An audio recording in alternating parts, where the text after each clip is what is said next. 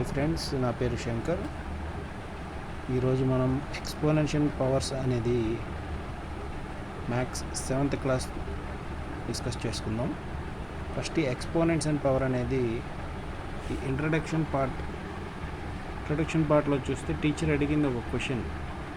పిల్లలు units tense ఎన్ని ఉంటాయి అలా చెప్పండి అంటే ఒక పాప లిఖిత అనే పాప లెగిసి యూనిట్స్, టెన్స్, 100,000 అలాగా 1000, ఇదిగోండి ఇక్కడ చూడండి, 1000 lakh crores ఉన్నాయి మేడం అని చెప్పింది. అందరూ చప్పట్లు కొట్టారు, వెరీ గుడ్ అని చెప్పారు.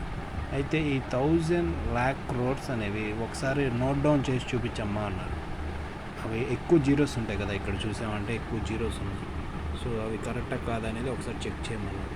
సో ఇంత మనం పెద్ద నెంబర్ రాయాలంటే ఇబ్బంది పడతాం కాబట్టి దాన్ని ఎక్స్పోనెన్షియల్ ఫామ్లో రాయాలి. ఎక్స్పోనెన్షియల్ ఫామ్ అంటే ఎలాగా,